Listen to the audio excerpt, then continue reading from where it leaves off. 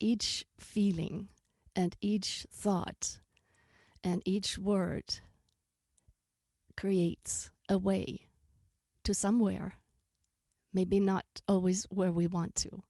So there are very different ways to approach everything. In that way, internally, to be open just to new pathways. And spirit will always find a way.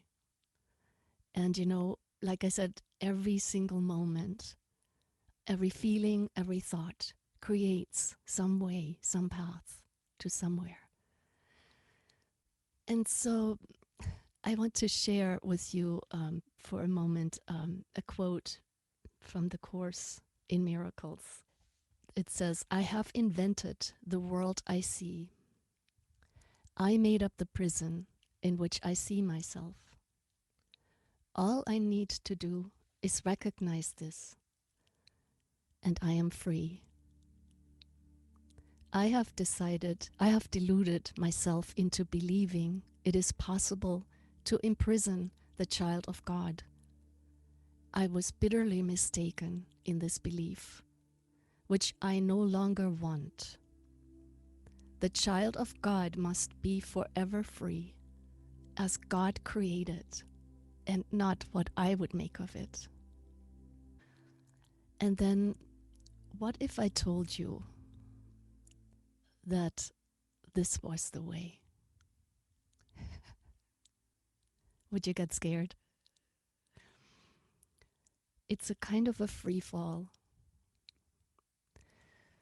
And I want to share again another quote from the book by Jeff Foster called "The Deepest Acceptance." "The path is unknown, and when we can truly accept that and fall open in a world falling apart, perhaps externally as well as internally, and when we can face the very death of what we think we are, what we think we were, what we hoped we would become, only then, in the midst of the free fall, letting go of all hopes and dreams, of all identities, there we can meet ourselves as we truly are. There we meet God, stripped of everything we ever held dear." Are you willing to be that radical in your devotion to truth, to God, to the ultimate freedom in the divine? I found a beautiful quote from Romans,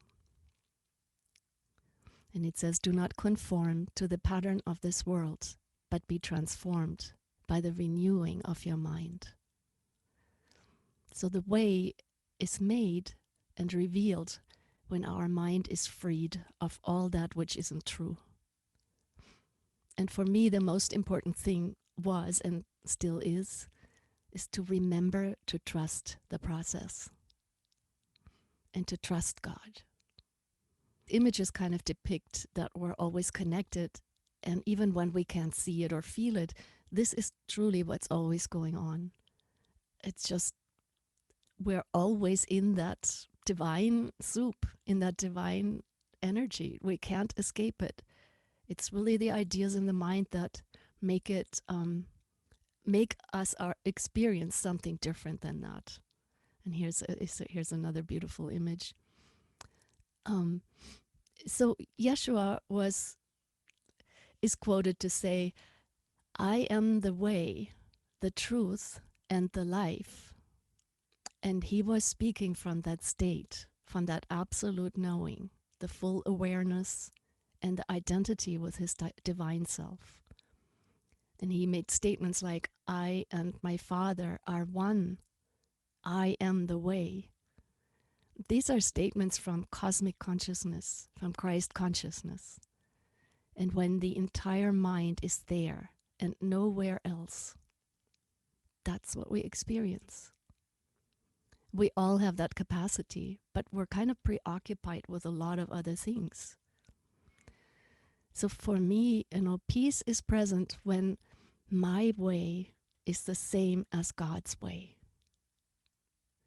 So my revised edition about the meaning of the way to freedom is to drop the argument with life, the wanting it to be different and to want myself or other people to be different. And there again is a paradox, because at the same time I can pray, I can dream of a beautiful, harmonious world, I can take appropriate action, be of service. But now it's more and more from this alignment with the Waymaker, the inner divine that always knows and makes the way even when my little self tries to block it.